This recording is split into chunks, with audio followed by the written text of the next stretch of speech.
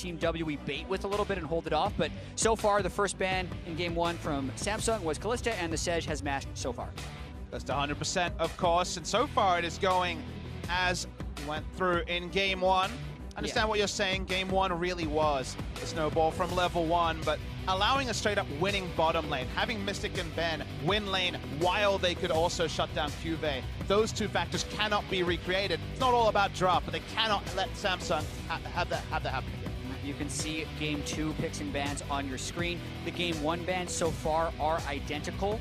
The last ban in game 1 for Team WE on blue side was Lulu, and the last ban from Samsung was Kog'Maw. When Papa Smithy and I were talking during the break, if we do want to see a breakup of the Rakan Xayah combo, it would be with a ban right here, but they also have the option of just taking the Xayah away, but they do the ban right here in Kog'Maw. Argument is that with Lulu and Galio gone, even Sejuani, all of these are really good with a Kog'Maw. So a lot of the pieces around a Kog'Maw are not there, so inherently it does nerf the Kog'Maw's reliability a little bit. Tristana has been very, very high priority at this tournament, lost in game 1. It could definitely be the selection here, and maybe a recreation of the tempo pushing drafts that we saw early in the tournament from WE. Yeah, the win-loss on Tristana has taken somewhat of a hit this weekend. However, it is insta-locked, and of course Team WE, they were the team that sort of introduced that hard-pushing, fast-pushing champion. I want to see what they run alongside it with Janna and Lulu taken off the table. Yeah, and this is the big tweak. You would expect Jarvan Taric for the combo, but watching the way Ambition played on Gragas last game, you got to give that guy Gragas again because he had such a good performance on it. So that swings the draft phase a little bit differently as well and gives what would be expected to be a larger power pick over to Condi, but the Gragas is so comfortable for Ambition. When I was predicting pick bans or thinking about what W would do on blue side, given they'll be on blue side theoretically 3 times in this series, I thought maybe they'd emulate yesterday's draft and ban Gragas on blue side to deny it being a very safe pickup for Ambition on red. His most played is playing a bit with the draft here. We have seen a little bit of Nami so far. And it looks like they want to get a support in before more of them can be banned away. With Rakan, Janna, and Lulu gone, the Karma is the much more standard pick. Pivoted has been played once by Ben this tournament already. Unfortunately for him, was not that great. 0-3-6 was the final stats, and it is now locked in once again. An outside chance to mid lane flex pick as well. So does play with the minds of Samsung Galaxy a little bit. Shia does go on wave clear duty from time to time. His crown going to his tried and trusty Varus, by far his most played AD carry in the LCK in summer season. Known to have that small effective champion pool, but on the ones he knows, he sticks with it. I was surprised a little bit there. Straight out the gate, Cassidy taking away Samsung. Maybe leaving their top laner for counter pick, if that's a signal. Not quite sure. We'll see how the rest of these bans play out. What are we considering here, Jats? Oh man, there is a lot to take in from the early draft phase, but pushing lanes is what Samsung is going to want. That's what they excelled with before. So the Taliyah is not necessarily a bad thing since they've already banned out the Caston, and that's why the Gnar ban makes so much sense for Team WE. So if we don't see a Taliyah ban right now from Team WE, I think we get a Taliyah pick from Samsung. They're returning to it even if it had no value in game 1. The Caston banned, more of the tricky lanes are gone. Bit of a top lane very large pool available, given there hasn't been any targeting so far. 2 banned away, Gnar, the strongest that QV has shown recently. A lot of power left in the draft. Malzahar banned away. The Taliyah is looking clean, but the Shen also, that was so big for WE in game 1, could be taken here. And you talk about the download. That's a lot of changes from the last time Samsung has been on this side. They were the ones that opted into the change as well. All 5 of the first phase bans were the same until the Rakan goes in right there. Then they take the Shen away. Shogath is also up. That's a big pick for 957. They can give that through, but essentially, Samsung is tweaking and using the things that they have succeeded with so far. All right, QV has played Shen twice already, undefeated at Worlds on that champion, and for the 7th time here at Worlds, 957 will get Shogath. He's currently 5-1, this being game number 7. Let's see what Shea is going to run in the mid lane.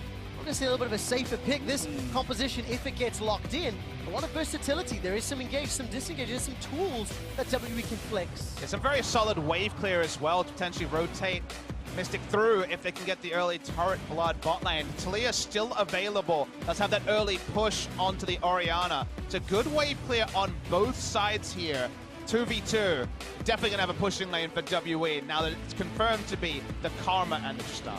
Yeah, so much of this game will be about the early push and who can start that turret snowball. We have seen two very fast games in games 1 and 2 with the Nexus falling before 30 minutes. The Karma and the Ori and the Cho'Gath are all wave clear picks right there. Yeah. And then look for some invading jungle from Condi. I mean, you heard a bit of a gasp around the crowd when the Orianna was locked in for Xie. Actually has no games on it in summer season at all, so not a core tenet of his champion pool. So interesting to see a new pick come in for him, at least in terms of the recent history, right here in Game 3 of the World Semi-Final. It's insane to think of Orianna as a new pick for any mid laner, but that's the case we have for Xie right now, and I think a lot of it was a denial pick away from Crown. They were a little bit worried about the Shen, Gragas, Ori kind of delivery system combo they could get with the Orianna, and it hasn't been a super meta pick so far. They have to pick it away. I mean, for such a staple of champion pools in the mid lane, one game in 2017, a victory,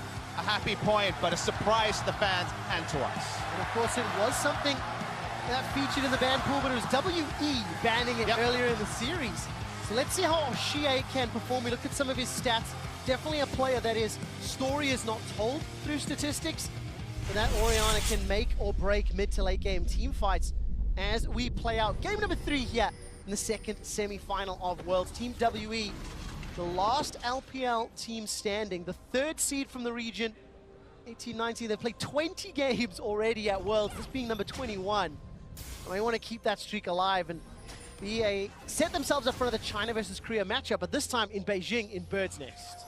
Yeah, and I feel like, especially with the way this series is going, Ben is going to have to perform in a big way. He got to play Janna 9 times previously between playing and now, never lost with it, but they had 2 support bans on Ben, and he hasn't looked good when pushed off his core champions. Samsung's download includes also stopping there from being an early topside invade like there was in Game 1. Remember, WE invaded Samsung's red side, put down wards, then re-invaded their own red and picked up first blood. Samsung were not interested in that particular hijinks being recreated in Game 3. Yeah, not this time around. And of course, Game 1, the early kill, setting WE up and setting Ambition behind. Game 2, Ambition shows up and picks up that great kill. Really starting well, dropping the Demacian standard on top of Crown's head, but I want to keep my eyes on Ambition, see how he shows up. We've talked about group stage Ambition and quarterfinals Ambition. Now it's Game 1 and Game 2 Ambition, and we'll see which is going to show up in Game 3. Yeah, and I wonder if level 2 ganks are a possibility. That's a pretty aggressive gank pattern, or trade pattern we saw in the mid lane. You all very rarely want to actually trade with the Taliyah level 1 because the Taliyah will out-trade you, but she went for that aggressively. Could be for the threat of the level 2 Jarvan. I think also it was for getting this very deep warded onto the Raptors to stop there being a super leash of sorts. It's a mid lane leash. But Ambition starting top side. Little cheeky stun coming through as Condi's actually joining them here. Well, JJ will spot it out. What does that mean? They didn't ping him, so that means they didn't spot him in that tri-brush. Does mean the only pathway straight through lane, and Condi is not spotted going to Ambition's blue buff. All right, very cheeky. Ambition's made his way north. Crown might get a ward on it, though. They're really on top of things. He does. That's really smart prep, and now they can collapse on him. I don't know why Condi's sticking around. All right, Condi's now going to make it away with his life. Level 2 gets the knock-up, gets a good chunk of damage down onto Crown. Forced to run for his life. No movement yet from Xie. Xie was stuck in the middle lane, has finally moved flash for flash. 4JJ looks for Condi, but gets to summon a heal from Xie as well. This is really delicate. Crown's still level 1, trying to get into the minion wave. Takes another Thunderlord's trade. Man, these games, the action, like trading levels, has persisted across all 3, just blow for blow from minute 1. I do love the flow-on effect, though, Jack. I love the fact that it was just a bit of a feeling. Like you say, they didn't spot the Jarvan in the brush, went for a ward to deny even the gank, but they went to the next level and said, okay, we thought he was there. Why not check the blue buff? Couldn't get a big advantage from it. Yeah, just credit to Crown and Ambition for being able to get those wards. Can't get the kill, but it's a pretty big advantage they potentially gained off of that. Xie also has used heal in the laning phase. Condi now flashless, so that really strong start the Team WE had in Game 1 the last time they were on blue side. It's not the case right off of this. Take a look at Cube, moves in, gets that Scryer's Bloom pop, places a ward down. All information completely downloaded on the side of Samsung. They've got the entire playbook available to them. Now, of course, there is somewhat of a cost because of the shenanigans. Minus 10 CS in the bottom lane, minus 8 CS in the middle lane. So Team WE has got some advantages against the pushing lane or in the lanes where they can push. I mean, bottom lane is definitely going to be painful. No flash turret against already the advantageous pushing lane matchup of Tristana and Karma. So for now, under the turret mid lane for Samsung. Samsung ambition just being a jerk. Yeah, no doubt. And we do have to pay a lot of attention to this bottom lane. Mystic is on a scaling 80 carry like Tristan. They have the winning lane, right? If that is the key for their success, which it has been, it's on Ambition and Samsung to try and shut that down. Ambition's setting himself up, but it's a difficult lane to get into. All summoners available, Ben and for Mystic. Body slam not even going to reach. Pulled ever so slightly short. Ben, it felt like he was on the trigger finger. Anticipated there could have been somebody waiting in the bush and gets away safe. Yeah, Ben didn't flash that because the follow-up just wasn't there for Samsung. It would have just been a lone Gragas that would have hurt with some poke, but ultimately not that threatening. And it's good that Ben has the presence of mind to realize that, because you place a ward in the Fog of War, and you have half a second to make a decision of whether or not you have to flash the Gragas. You need to have the whole game in your focus in that moment to know not to flash, and Ben didn't even flinch. Let's see what it equates to. Now Ben's going to get... Oh, just sidestepped the Dazzle, actually. Shay unable to interrupt Crown's recall.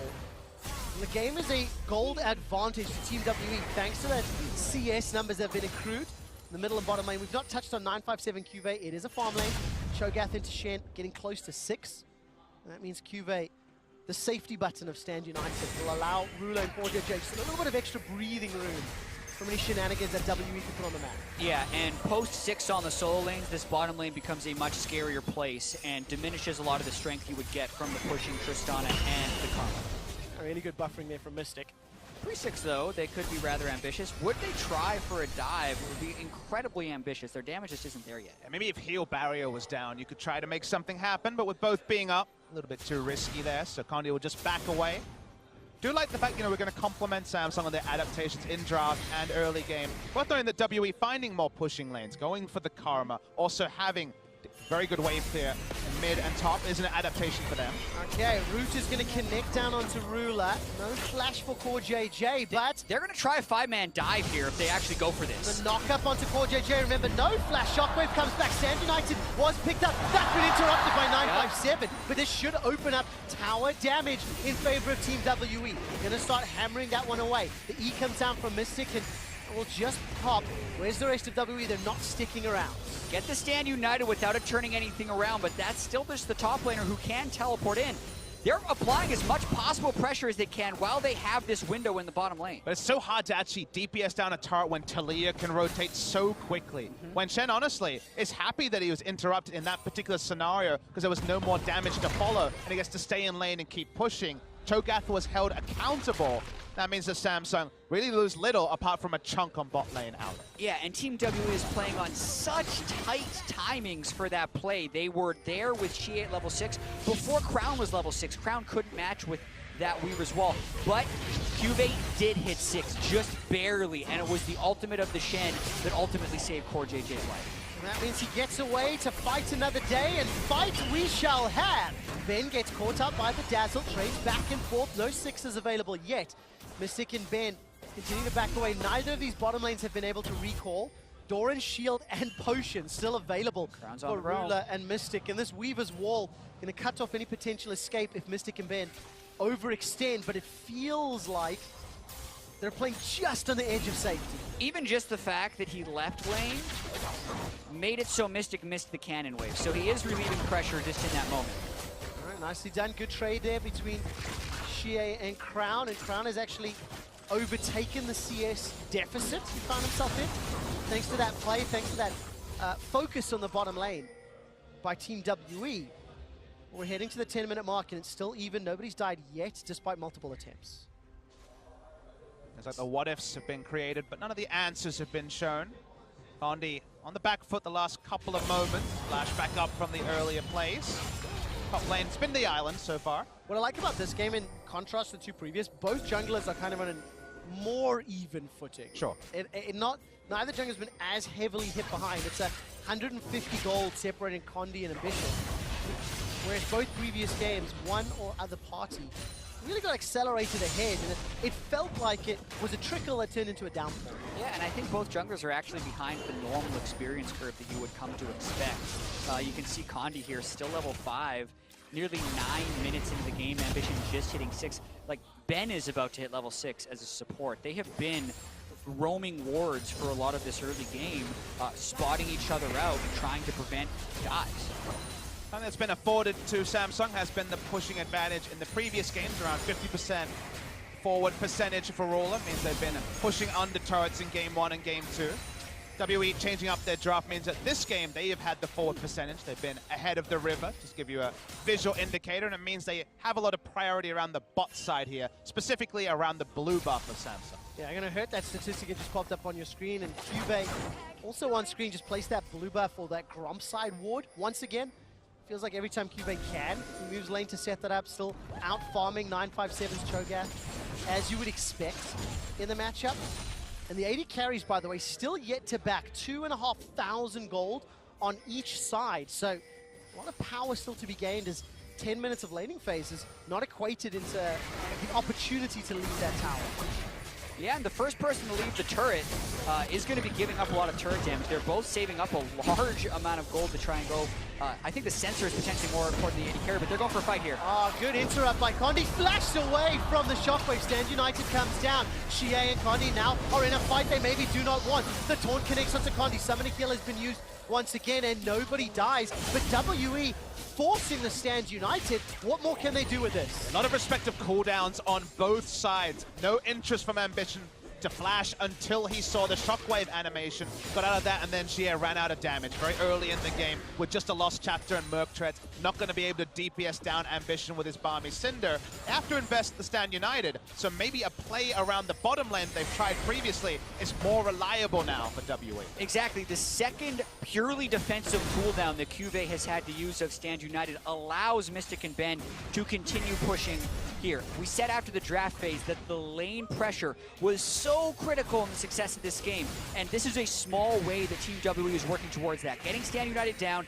957 has plenty of tools to interrupt a Shen teleport while they are trading in laning patterns, and it gives Team WE a certain level of safety bottom side. Team WE going to try use that safety. Every time we see Condi's really showing his face towards that bottom quadrant, you know, really prioritizing that lane is something we've seen a fair amount, and still no back, still no absolute tower control yet, despite Mystic and Ben trying to keep ruling Core JJ defense. That's a small point, but an extended laning phase, when you're going Rage Bait, is really important. You want to back and buy a straight up Rage Bait, not have the power droppers. We'll hold the point though. All right, Weaver's Wall comes down. There's no real follow-up. Explosive cast is on cooldown by Ambition. Ben doesn't want to play that one too risky. Flash heal over the wall. And I think the word we can use to describe all of these plays is patient. Yep. From both teams. They use the Weaver's Wall right away. Ruler and Core JJ are like, but the minions, I kind of want to finish them off before. The wall's going to be there for a couple seconds, right? And they wait. And then Ben also waits until he's in risk of actually dying before flashing over the wall. That all could have been done really early, but they're trying to get the most mileage possible out of these summoner spells, and they're being very disciplined about how they use it. Oh, that's going to set us up for some exciting fights later. If anyone holds on to the trigger, Shie under risk of getting caught up by Ambition. The task is available, Body Slam comes up, there's the flash. Ambition still holding on the trigger. Every single skirmish is just on the edge of safety and danger. Yeah, and Shie is kind of forced into trading with Crown over and over again because Crown is consistently playing to that bottom side of the map, and without his flash and with Ambition's flash being desynced, that may be where we end up seeing first blood in this game. With the gold grass we had on the screen before, both 80 carries backing without 3,700 gold, it is going to be massive purchases. Ruler should be able to straight up buy a Rage Blade. Adds it to the Ardent Sensor. Staying in lane for 12 minutes for a Rage Blade carry is insane. This is the first buy Rage Blade we've had at the entire tournament, and now the instant power level gain for Samsung cannot be matched by any items for Tristana and Karma. What is the equalizer on the other side? Mystic, obviously, Berserker's Greaves, pickaxe, BF sword, but Ben has completed that Ardent Sensor. Yeah, the Ardent Sensor not quite committed from Core JJ will be pivotal. But the way I look at the matchup usually is when you're against a Rageblade carry, you get Berserker Greaves and BF Sword, you can push lanes, you can turret rotate. The recurve go and pickaxe just kind of chilling, waiting for the Rageblade to be complete. So it's big that WE and Samsung have been forced to stay in lane so long, and Ruler now gets a very nice one-item power spike. Yeah, I actually think, though, based on the damage amp and sustain of the Ardent Sensor, that Mystic and Ben can still win this lane. This poke doesn't necessarily mean that much when he can just sustain back up. But after another wave or two, when Core JJ can recall to go get that Ardent Sensor, that's when you really notice that advantage. Oh, look at the damage. Full 4 autos onto that E. Ruler gets chunked down, gets the heal from Core JJ instantly. But keep your eyes on Mystic. Every auto giving that HP back thanks to the Ardent Sensor, and Condi is waiting in the wings. But okay, Stand United is up and available. Teleport is there for 957, and with Cuvée backing on the minimap, you have to wonder if something is being set up. Looking down, Crown and Ambition making their way. This is going to be a gigantic party if everybody continues to pull the trigger. Weaver's Wall not yet fires. Ben being flashless caused a level of uncertainty for Team WE to be aggressive, which ended up putting them in the right spot because that's what Samsung was looking to punch. But Samsung has to outnumber because of the Ardent Sensor being there, because the damage instant trades are being lost by Ruler and Core JJ. So once again, a lot of the setup, but no payoff as the back start, and Tarek's going to leave now just to get the Ardent Sensor. WE are just quietly farming up this lead. You know, Mystic now nearly 26 CS up. Small misstep there by Shie, but, you know, Righteous Glory picked up for 957. Shie and Mystic getting closer to their first big completion, and you have to feel that both teams are going to be fairly happy with this even early game because they both scale relatively well into the mid and lates. And they're both big-time team-fighting teams. Like, that's the point in the game that they really want to get to. I would say that Samsung has a bit of a hedge towards a 4-1 team and a split-pushing team, but still big, giant team fights. And Shie with Condi are going to be looking to pull off the Jarvan-Orianna combo in team fights and have Mystic go off the backside and clean up. So, yes, the Rage Blade is a power spike for Ruler right now, but neither team is super unhappy about this game this week. In the super late game, I take Cho'Gath in 2 tank comps over the Shen and Gragas in the pure 5v5 just because Cho'Gath feasts on the front line. Shockwave inevitably going to hit some frontline members as it goes for some carries, and usually have the first frontliner go down. So in the super late game, I look to WE, but super late game is very far away when we're only 16 minutes into the game. Well, it feels like we're going to get there, though. At this current tempo, neither team making a mistake yet. Oh, big burst of damage from Ruler. Getting the best of that trade with that Rage Blade stack as well as the Blighted Quiver. Exactly. Keep the Rage Blade stacked up. It means one hit gives him 2 blights. He procs it right away, and it's an untradeable thing for Mystic as he's kind of stuck under his turret at this current moment, and that's why Samsung is threatening. Keep your eyes on this dive. The latest Giving up the turret for it. The latest first blood at Worlds, gentlemen. 17 minutes and 41 seconds. A little over 70 seconds away. A tower will die before a champion does in favor of Samsung Galaxy. And what more will they take with it? They got the first dragon, they got the first tower, and Samsung are now in control of and the they couldn't get a deep ward down bot lane, so even though 957 with his trademark step out of lane, look for a teleport, there was no flank ward like the one that cost Cloud9 so dearly in game 1 of that quarterfinal. No ability to punish, so a free objective to Samsung. Yeah, and I think the threat that Samsung was putting on the turret justified Team WE backing off. But the Shen ulting in on a Taric who puts Cosmic Radiance on everyone probably would have been first blood of the game, and then also the turret for Samsung. So I think the patience of Team WE, even though it hurts to just give up first turret when you're the Trist Karma lane, it feels bad, was the right call in the moment. Well, Samsung bringing a lot of power to bear. The fact that Crown is even threatening as well as everybody else. So continue to play out this very, very, very extended laning phase. I mean, Ruler and Core JJ, they didn't leave their tower. They want to hold on to it. They came back down. I want to see where Mystic and Ben go after they've just backed and picked up the Infinity Edge, because it feels like Team WE, they're the ones that are making the first swap here. Mystic and Ben, they've left the lane. Obviously, they have no tower left to defend. Yeah, and it is a game of inches as well at this point. 18 minutes in now, no first blood, but the vision control starting to creep up for Samsung. They've already taken first turret, they're controlling the red buff, they have the dragon. They are building these advantages slowly. to maybe dive the Cho'Gath, as Cho'Gath has been sent to deal in the 1v2 and almost supreme control of the bot side to Samsung. And as long as Ruler's keeping his Ginsus fully stacked, he is so much more threatening. He's doing a great job of that with this red buff. Yeah, Team WE cannot hold into the inner turret, so the second of the game will fall almost uncontested. Xie may be cut off by Crown. They're looking for more. They're going to keep pushing. There's no reason for them to back off. All right, Xie's now joined the fight. This is a 4v3 at best. Wave clear of Orianna and Cho'Gath will buy some time. Team WE will pick up their first tower. It's still an even game in gold as we get to this 20-minute mark. And in comparison to the two previous games, where it felt like the winner had already been dictated and decided, this is obviously the most even of the series. And now we get to see who can flex their mid and late game team fighting skills. Both teams comfortable in the late game, historically within their own regions. Yeah, and right now, Samsung is doing a really good job of working around the Rageblade power spike. That's the one-item power spike that Tristana doesn't get. The Infinity Edge needs to have the static shiv counterpart, and then I feel like really kicks in a high gear on the second Zeal item. So Team WE is just trying to withstand this storm, but Samsung getting more out of the Rageblade power spike than many teams have so far at Worlds. A lot of that from just being able to keep the laning phase going till both AD carries had over 100 CS. A jungle gank comes up, someone has to back with a flash down. They don't get the Rageblade as a first buy. But extending the laning phase that long was the only real advantage either team has gotten the entire game. And you see how safely Team WE played around Riftchild as well. It started that one off, instantly backed away the moment any sort of Samsung presence was shown. So that one's going to time out. No Herald today. In game 3, rather.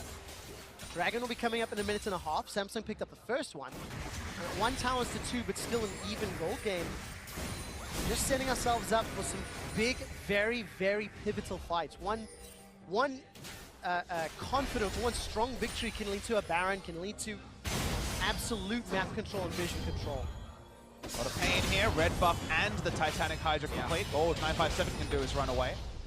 Has to completely concede the wave, which means Cuvée is free to ultimate, which then makes it more difficult for Team WE to defend this turret, knowing the Shen ultimate could come in and die. Mystic has to cede a lot of ground to rule it. And it's so important that they got first turret on bot side, because now you send the 4-man unit top side, Shen can join instantly. The Taric Ardent Sensor Baron threat is something we always talk about, but it's so real if Samsung can cement control on top side, and to me, steps towards that, get this top lane turret, take down mid, and then Baron's on the menu very short. And there's a very real chance this could be a game where we see first Baron before first blood. Oh. It depends if they are disciplined enough to set up this bottom side play, and Team WE doesn't try and orchestrate a Jarvan and Orianna play to burst in before the Taric ultimate can land, because if Samsung keep prepping around this mid lane and top lane turret, they could get something to happen. It just all depends if W wants to sit and defend. Mission.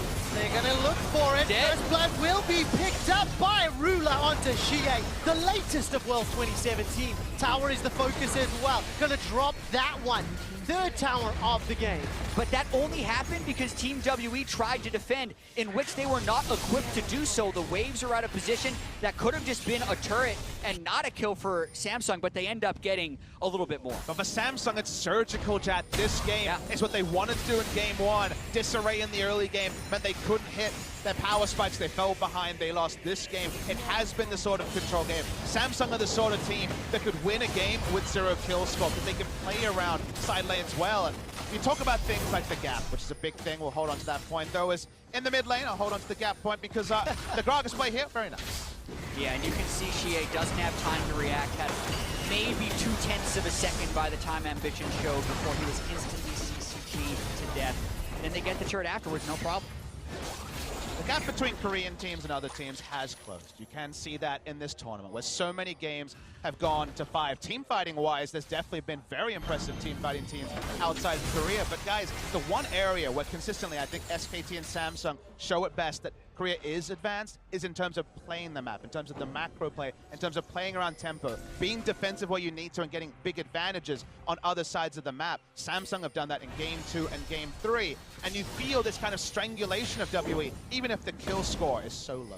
You also have to wonder, though, how much advantage can Samsung get? Because they need to have a lot. They need to play around this Baron, unless W can get the fight. Body slam was interrupted there. Condi still got Cataclysm available, but look at the Radiance. That's going to buy buy so much time. Now it's a 5v4. Good shockwave in reply. 957 gets the feast out. It's a 1-for-1 jungler for support. Cube gets a taunt up, knocked back, and Shie's dropped down. His flash means nothing. Samsung Galaxy are running away with this fight as they're trying to run Ben and Mystic down. Mystic takes a couple more volley shots to the face and ends up being a 1-for-3 in favor of Samsung. And there was 21 minutes of pain leading up to that moment of the surgical demolition from Samsung. WE goes for the fight, but they just don't get the clean initiation.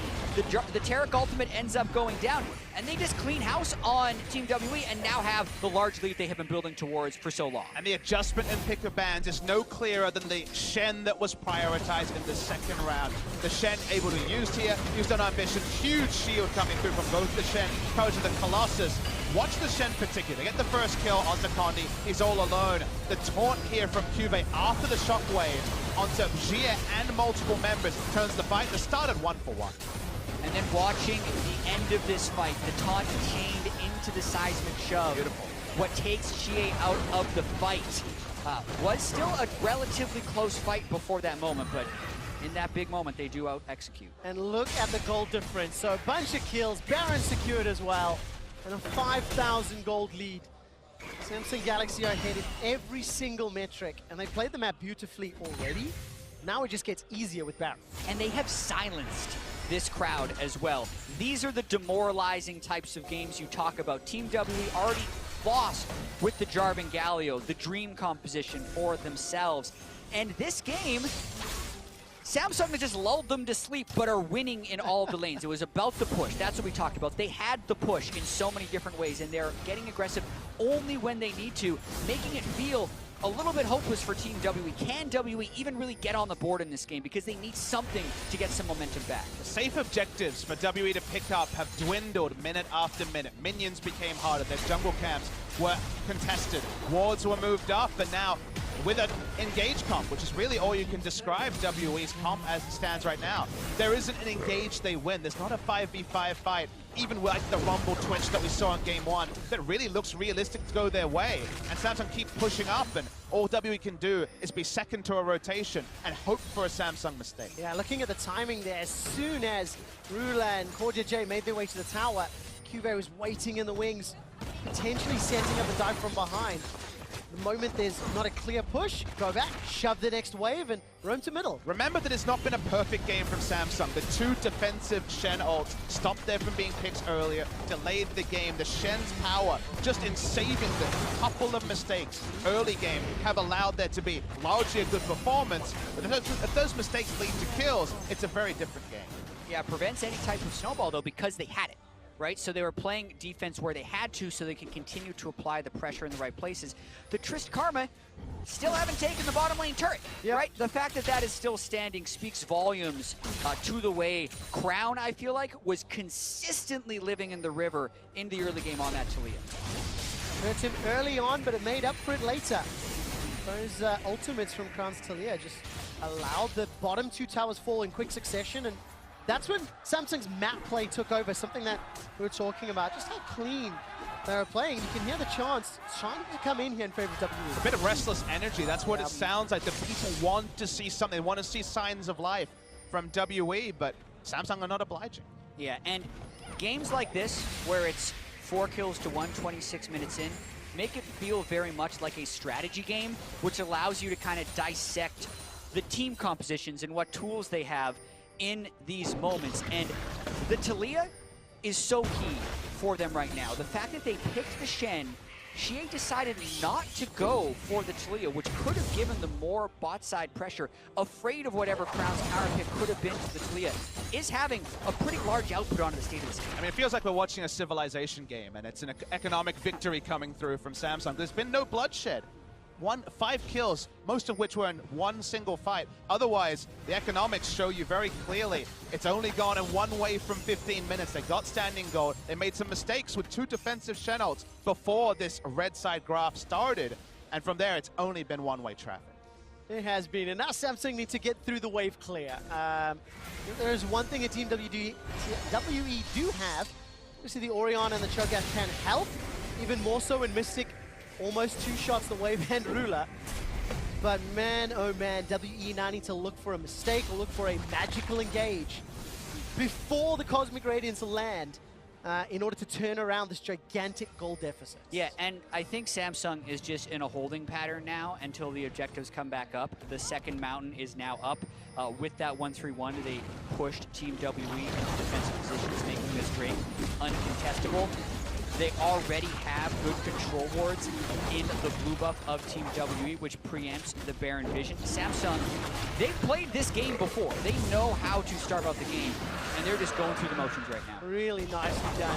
The smaller side, I would have loved if they delayed it 30 seconds and just forced the 35:05 Elder Dragon, you know, just in case the game doesn't end before then. Speed up that process. Irrelevant, however. It's just something I'd like to see coming in more. They probably wanted the Infernal Drake. Two mountains in a cloud, they're just like, well, what's it gonna be? The Infernal would be nice. They get another cloud. If they knew it was a cloud, they would have waited that 10 seconds, but they're willing to roll the dice. Either way, Samsung is in an absolutely great position. You know, closing this out will put them one Nexus kill away from a 2016 rematch in the finals with SKT. Samsung continuing to, I don't want to say surprise necessarily, this was a series where they were favored, but if you had said at the beginning of the tournament that it was going to be a Samsung SKT final, it would have been a shocking thing to state. Absolutely. Longzhu were the big favorites from Korea. SKT are always SKT. But Samsung, impressive in fits and spurts. This has kind of been the story of this team who, in terms of actually making it to a regional final, LCK final, they've never done it since that famous Samsung Blue lineup made the finals. Since they came together as Samsung Galaxy at the start of 2015 with all those players moving over to China, they've never made a final. In fact, when it comes to Gauntlet playoffs, they're 0-9 in the postseason. They haven't won a single game towards getting to one of those regional finals. It'd be an absurd world where a team could win the world final potentially, having never won their domestic league. Yeah, and Team WE, even though they won in spring, were the third place team in the summer split. But even refocusing in on this game, there is still the slightest of chances that Team WE find the right team fight. If they can somehow burst Ruler, get the Shockwave, and he has not flashed it, with Mystic on these items right now, they could get a huge fight. And Team WE has done this against tons of teams in the LPL, so it is a possibility. Whenever I see 4 items on Mystic, everything is possible. He has hit his item spikes just fine. They're gonna try for it. Gonna try indeed. Cosmic Radiance will be good. Stand United still available, and the trigger was not pulled, so they traded two ultimates for one in favor of Condi. They would have loved to blow more, but that is still going to be something. Cosmic Radiance is down. Greater chance they can find the fight they're looking for. Notice there is 2 lockets on Samsung's side. They are both up to answer the shockwave. The flash was big. Condi needs to find a way to get some of his health back, especially without the Cataclysm. So Samsung still being fairly confident. Here's Ambition! All right, Ambition's got the Stand United on his head. Mystic is able to buffer the escape on that rocket jump. Now it's a full-on 5v5. Shockwave pulls back 2, but it's not only the front line. 4JJ gets feasted down, and Samsung win. They get the first kill. Their damage dealers went untouched. It's the double locket meant that the shockwave did almost nothing. Both of them popped, negated all the burst damage, and from there they're looking for another turn. Yeah, Cube's gonna look for that taunt flash possibility, not gonna find the target. Ben gets shut down as the Weaver's Wall locks him out. 9,000 gold in the lead, and Samsung gonna peel away to the Baron. That double locket was so good. There are diminishing returns when the second person presses the locket, but it almost made you think Terracotta was still up. You're like, ooh, the shockwave! What happened right there? Mystic couldn't get through Shen. Samsung had the gold lead, played with the gold lead, and played that fight beautifully. Simple equation. Double locket versus a no Void Staff Orianna, unfortunately, means no lasting damage onto the carries. The moment that happened, they could just turn on the front line. Mystic had to move backwards, and all the damage was gone from WE. I'm so glad you talked about that no Void Staff. When we get out of the replay, look at the item disparity between these two teams, but this was obviously the secondary engage. Yeah, also burning the flash of Xie very early on. 957 does teleport in, but frontline versus frontline, you're ulting the 2 tanks. They hardly take that much damage, and the carries are completely untouched for Samsung, able to free hit. Usually when you see that dive in, the amount of burst damage would mean that the front line is brittle. You can't have your carries continue to move forwards. Not the case with the double locket, and Trevor, He went for the Banshee Veil because he was on the way to it. He saw the Fiendish Codex. He felt pressured enough because of how the game was gone, not confident enough to go for the Void Staff. It's one of those weird spots where maybe you need to hit and hope with the Void Staff and accept that you don't have the defensive opportunities. We talked about calculated risks in game one. This feels like very much a defensive choice in a game where you don't have the latitude to make it. At this stage of the game where it is, you need that 3000 elo shockwave, and a Banshee's Veil's not going to get you close to that, especially when you compare on the other side, Deathcap, Leandries, Morello, and Voidstaff for Crown's Talia. He's just going to be destroying people with that threaded volley. So Baron up, only inhibitor turrets remaining. WE now have to defend against Baron empowered minions. Yeah, and it's a double Mountain Drake Baron. So I think that's also why Ruler picked off this rapid fire cannon. It's not necessarily the item you would expect out of the Bears, but it's for those seed shots. They Talia all around with the double Mountain. That was easy. But Samsung is also just making it look that easy. Cutting through that tower like a hot knife through butter. Inhibitor falls as well. WE, they don't fancy themselves any opportunity for an engage yet. Yeah, and Team WE has probably just waited too long to find these fights. They were never able to orchestrate that right engage, and it's the gold that is really paying off right now.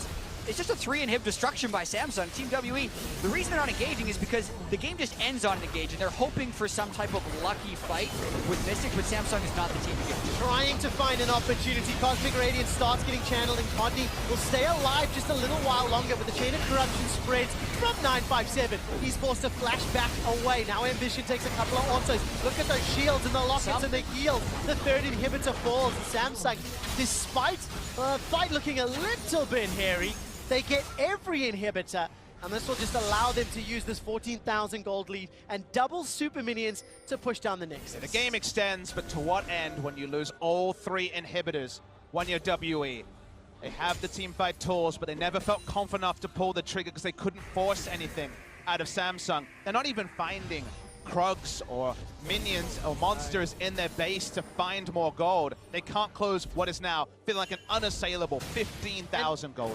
And Papa Smoothie, with the tempo of this game, Crown has gone to the library and picked up the same book that Faker was reading from yesterday. Got himself 9 stacks on that Magi's. 35 minutes. There's the next dragon, not an Elder. However, this game may be over before that even gets a chance to spawn, because Samsung, they have just absolutely control what felt like every stage of this game. It's just so demoralizing if you're WE, this team that fancy yourself in a late game team fight. You would have been happy with the pace of the game being slow, but they kept slipping. Maybe they weren't even conscious of it, but every second it slipped a little bit further, a little bit further, a little bit further. We could identify it, but it was so small at the time.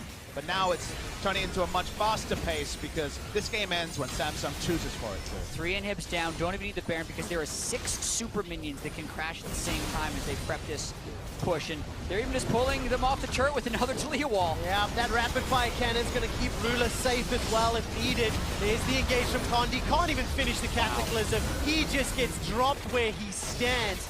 Between Crown and Ruler, they destroy him. Team WE, last Bastion, last Nexus turret, last chance in a 4v5. Cosmic Radiance start getting channeled, and Ben will get split away from the team. Mystic goes down before he does. 957 and Shie, the last people standing. It will not matter, it will not care. And Samsung Galaxy are 1 win away from a rematch in the finals with SKT. And that game was just pure, unadulterated domination by Samsung right here. It feels bad if you are WE right now in front of your home crowd to get beaten 10 kills to 1 in 36 minutes. Just total map play the entire time, and WE never found a fight. And we've got verification, gentlemen. The download is complete, judging on what we saw in Game 3. WE looking demoralized because there was never that chance to make something happen. They'll find themselves on the red side also for Game 4 if we see Samsung choose blue, as has been the trend in the weekend. Samsung look relieved. They've earned themselves a bit of relief because that was as decisive as can be. All right, 2-game match point now. Got a little bit of breathing room on the side of Samsung Galaxy, and it feels like they just found their gear. It feels like they found a groove. WE have got some gigantic questions to answer. Yeah, and it's 2 things, because yes, Samsung has found their groove, but Team WE have definitely lost it. And as far as like the faith you have in them bouncing back, it's looking really grim for Team W right After now. a 27.5-minute crushing victory from Team W in Game 1, it's gone from bad to worse. Let's see what the analysts think about how they lost that game.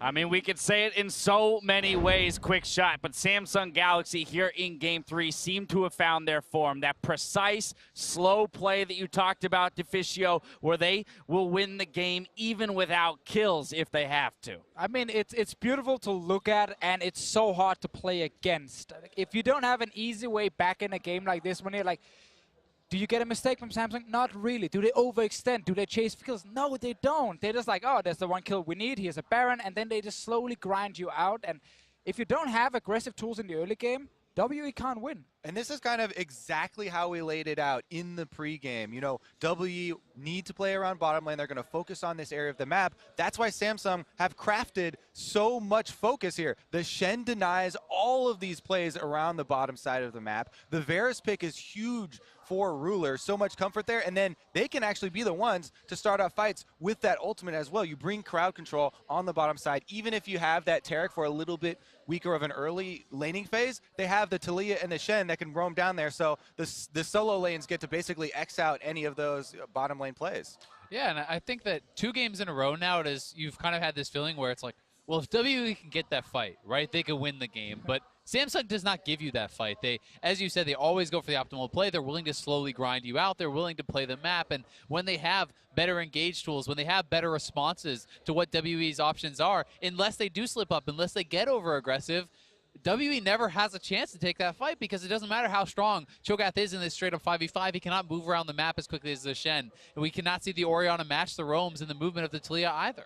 And that's why I think if you look at the draft, you know, on your screen here, when we go down to pick number 4, where you have the Cho'Gath, and pick number 5, where you have the Orianna for WE, I think that's where it kind of falls apart for them, because they have this bot lane I really like that can push very aggressively. They can try and take the tower against the Taric.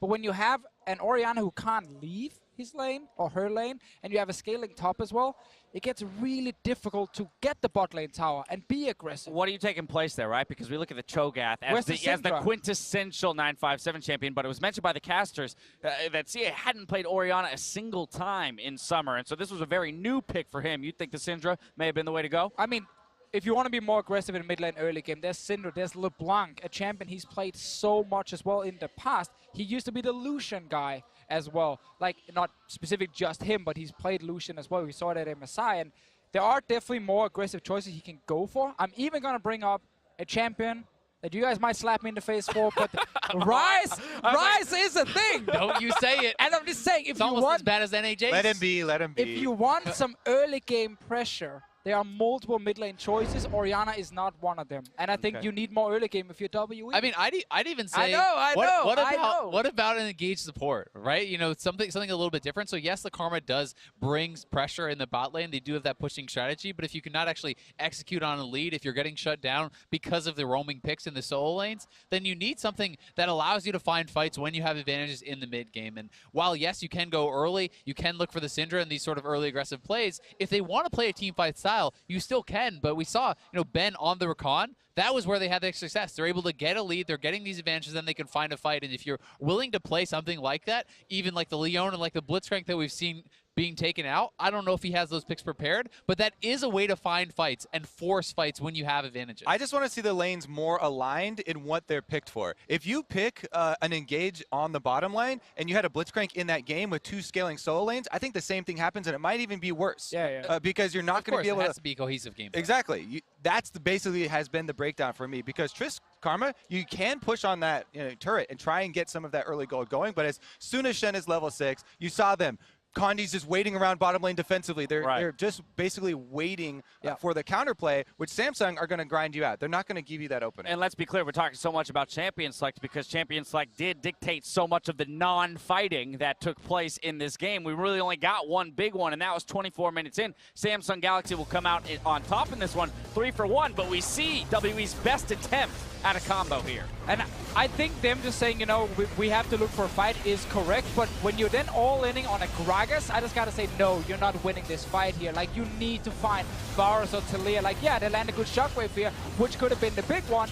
And then the follow-up is the Cho'Gath ends up feasting the support next to him. And the first engage and then the actual kill onto the Taric was just not what they were looking for, and they were already behind. Yeah, it's definitely very true. You also have to give a lot of credit to Samsung, though, for how well they avoided these fights, for how well they picked their battles, and even for the champion pools of the solo laners. I mean, yes, they did get their roaming picks, but the Gnar and the Malzahar have been so big for Cuvée and for Crown that they're drawing those bans, right? They're opening up the ability to play these other picks, and there's just so many champions that it feels like they're very threatening on right now that it becomes really tough in draft. And now we find, or rather Team WE find themselves in the opposite position of RNG from yesterday, now down 2-1 in the series. They are the last hope of the LPL and the Chinese region here in terms of making it to the final and not letting it be a rematch of last year's final. So, with Samsung electing to go back to blue side, WE mounting back-to-back wins. Let's talk about mentality of these players and how they find their groove that Jat claims they lost. I think WE needs to go back to what they did in game 1, where they managed to get a lot of engage, a lot of very aggressive picks who could actually force fights in the early game. I think that benefited them quite a lot. They had the Shen and they had Zyra Rakan. Now, obviously, you're probably not getting that entire trio once again, but they can definitely look for more aggressive early game picks. And I actually think being on red side is not bad for them, because they can now last pick either mid or top lane. Ideally, they last pick mid and get Jay in a good early matchup so he can actually roam to top or bot side. Yeah, and I think they need to do all of that without giving up the Janna, you know, as we have seen before, which is hard because you're trying to shuffle around these pieces, but there are still the key bans that you can't give up. Yeah, I mean, I think it's going to be very difficult for WE if Samsung is executing on this level, but I definitely agree. Best chance is early aggression, drafting something cohesive that makes sense. If you're going to go for this early aggression in the mid lane, then all in on a mid and early game strategy. We've seen them pull these off before with Jace and Caitlyn and these sorts of things. I wouldn't even mind seeing them go for some sort of early pushing strategy. Yeah, and I think Crown is a guy you can definitely punish. Like, I don't think he's been amazing in this game here. I think he's been very open for ganks, especially, which is, again, where you have a good combo in the mid lane between your jungler and your mid lane, and you can take him down. You brought up the LeBlanc. I would love to see CA's LeBlanc come out here when everything's on the line. Any final thoughts here before we go? That's it. All right, Samsung Galaxy are 1 win away from a rematch versus SKT in the World Finals. When we come back, see if Team WE can tie up the series. Don't go anywhere.